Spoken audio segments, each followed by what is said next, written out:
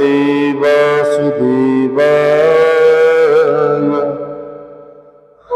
वक्रतुंड महाकाय सूर्यकोटि समप्रभ निर्विघ्नं कुरु मे देव सर्वकार्येषु सर्वदा। गुरुर्ब्रह्मा गुरुर्विष्णु गुरुर्देवो महेश्वर गुरुर्साक्षात् परब्रह्म तस्मै श्री गुरुवे नमः। नारायण नमस्कृत्यं नरं चैव नरोत्तमं देवीं सरस्वतीं व्यासं ततो जयमुदीरये। श्री पुरुषोत्तम मास महात्म्य कथा अष्टम अध्याय। श्री सूत जी बोले, हे तपोधन, विष्णु और श्री कृष्ण के संवाद को सुन संतुष्ट मन नारद नारायण से पुनः प्रश्न करने लगे। नारद बोले, हे प्रभु, जब विष्णु वैकुंठ चले गए तब फिर क्या हुआ, कहिए। आदि पुरुष कृष्ण और हरिसूत का जो संवाद है वह सब प्राणियों के लिए कल्याणकारक है। हे मुनि, नारायण बोले। तदनंतर विष्णु बड़े प्रसन्न होकर वैकुंठ गए और वहां जाकर, हे नारद, अधिक मास को अपने पास ही बसा लिया। पुरुषोत्तम मास वैकुंठ में वास पाकर अत्यंत प्रसन्न हुआ और 12 मासों का राजा होकर श्री विष्णु के साथ रहने लगा। हे मुनि, अनंतर भक्तों के ऊपर कृपा करने वाले भगवान श्री कृष्ण युधिष्ठिर और द्रौपदी की ओर देखते हुए कृपा करके अर्जुन से बोले। श्री कृष्ण बोले, हे राजन, हमको मालूम होता है कि तपोवन में आकर आप लोगों ने दुखित होने के कारण पुरुषोत्तम मास का आदर नहीं किया। वृंदावन की शोभा के नाथ भगवान का प्रिय पात्र पुरुषोत्तम मास आप वनवासियों का प्रमाद से व्यतीत हो गया। भीष्म द्रोणाचार्य कर्ण के भय से संतस्त्र मन के कारण आप पुरुषोत्तम मास का ध्यान नहीं कर पाए।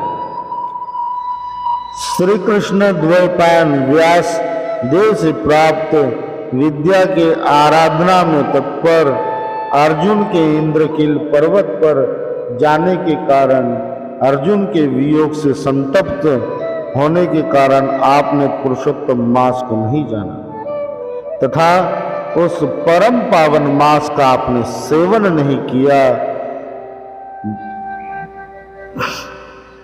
यही आपके दुख का कारण है। हे राजन, हे युधिष्ठिर,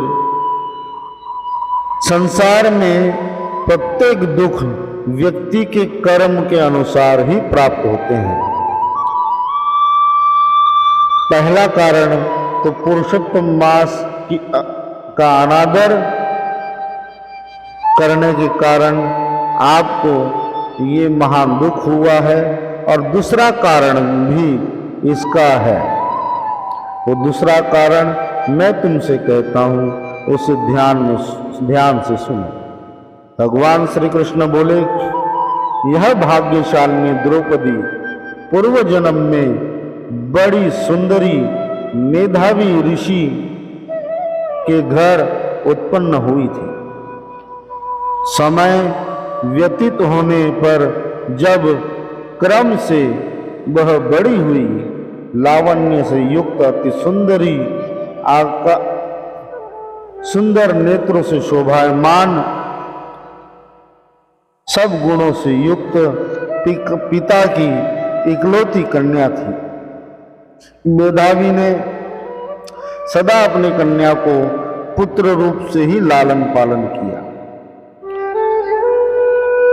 अनेक शास्त्रों के पंडित मेधावी ऋषि ने अपनी कन्या को शास्त्र तथा नीति का ज्ञान दिया। कुमारी की माता इसके छोटे अवस्था में ही जो परलोक सिधार गई थी। पिता ने ही प्रसन्नता पूर्वक पाला पोसा था। पास रहने वाली अपनी सखी के पुत्र पौत्रादि देखकर इसको स्पृहा हुई। ये सोचने लगी कि हमें भी यह सुख कैसे प्राप्त होगा। इस प्रकार मनोरथ को विचारती हुई ये विचार करने लगी कि मेरी इतनी उम्र हो गई, इतनी आयु हो गई, फिर भी मेरे पिता मेरे लिए वर नहीं प्राप्त कर पाए, मेरा विवाह कब होगा, ये सब वो विचार करने लगी। अब क्या करने से अथवा क्या जानने से, किस देवता की उपासना करने से, किस मुनि की शरण जाने से, किस तीर्थ का आश्रय लेने से मेरी ये कामना पूर्ण होगी। मेरे पिता भी मेरे दुर्भाग्य के कारण मूर्ख हो गए हैं। अब तक जो उन्होंने मेरे लिए योग्य वर प्राप्त करने के लिए कोई उपाय नहीं खोजा। कुमारी होने के कारण पति दुख से पीड़ित वह हमेशा विचार में रहती थी। इस प्रकार चिंता से व्याकुल कन्या का मनोरथ जान ऋषि अपनी कन्या के लिए योग्य वर को ढूंढने के लिए देश विदेश में भ्रमण करने लगे, परंतु कन्या के अनुरूप कोई भी उन्हें वर प्राप्त नहीं हुआ, जिसके कारण वो अत्यंत निराश हुए। कन्या के और अपने भाग्य से कन्यादान रूप संकल्प के पूर्ण न होने पर देव योग के कारण उन्हें भारी ज्वर उत्पन्न हो आया और थके हारे वो घर पे पहुंचे। बड़ी कठिनाई से घर पे पहुंचकर वो भूमि पर लड़खड़ा कर गिर गए। भय से व्याकुल कन्या ने जब अपने पिता को देखा तब वो तुरंत अपने पिता के पास गई। पहले उसने अपने पिता को जगाने का प्रयत्न किया, परंतु जर्जर अवस्था के कारण मेधावी मुनि मरणासन्न अवस्था तक पहुंच चुके थे। भाग्य के फलस्वरूप बल से एकाएक कांपने लगे और कन्यादान न कर पाने के कारण दुखित मेधावी मुनि संसार वासना को त्याग कर भगवान में चित्त लगाने लगे और उस मुमूर्षु मेधावी ऋषि ने शीघ्र ही नील कमल के समान श्याम त्रिवल्ली से सुंदर आकृति वाले श्री पुरुषोत्तम हरि का सुमिरन किया और अपने प्राणों का परित्याग किया। प्राणों का परित्याग करने के पश्चात भगवान श्री हरि के पार्षद आए और मेधावी ऋषि को अपने साथ वैकुंठ की ओर लेके गए। इस प्रकार अपने पिता के प्राणों को निकलता देख वह कन्या हाहाकार करके रोने लगी। पिता के शरीर को अपने गोदी में रखकर अति दुख से विलाप करने लगी। पक्षी की तरह बहुत देर तक विलाप करके अत्यंत दुख से विवल हुई और पिता को जीवित की तरह समझकर बोली, कन्या बोली कि हे पिता, हे कृपा सिंधु, अपनी कन्या को सुख देने वाले मुझे आज किसके पास छोड़कर आप वैकुंठ सिधारे हैं? हे तात, पितृहीन मेरी कौन रक्षा करेगा? आज मेरे भाई, बंधु, माता आदि कोई भी नहीं। हे तात, मेरे भोजन वस्त्र की चिंता कौन करेगा? मैं कैसे रहूंगी? वेद ध्वनि रहित निर्जन वन की तरह आपके घर में। हे मुनि श्रेष्ठ, अब मैं मर जाऊंगी, ऐसे जीने में क्या रखा है? निरंतर जोर जोर से विलाप की ध्वनि आसपास रहने वाले कुटीचर मुनियों ने भी सुनी।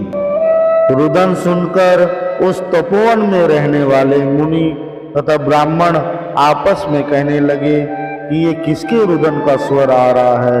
रुदन के स्वर की दिशा की ओर वो चलते हुए मेधावी मुनि की कुटिया में पहुंचे और वहां मेधावी मुनि को मृत देखकर तथा उनकी कन्या कुमारी को रोता हुआ देखकर, उसके रुदन स्वर को देखकर सभी बड़े दुखित हो गए और सभी रोने लगे।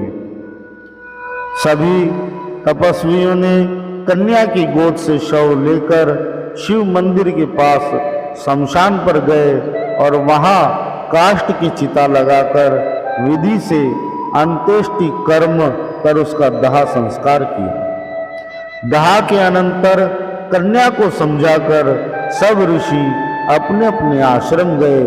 इधर कन्या भी धैर्य धारण कर यथाशक्ति क्रिया के लिए द्रव्य खर्च करने लगी। इस प्रकार पिता की मरण क्रिया को करके कन्या इसी तपोवन में निवास करने लगी।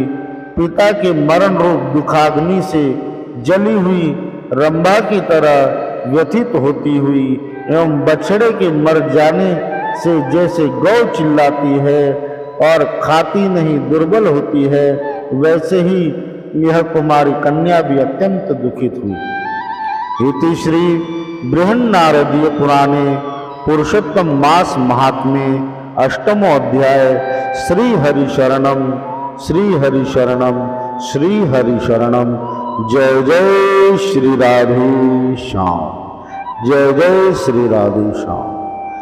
अच्युतं केशवं राम नारायणं कृष्ण दामोदरं वासुदेवं हरिं श्रीधरं माधवं गोपिका वल्लभं जानकी नायकं रामचंद्रं भजे।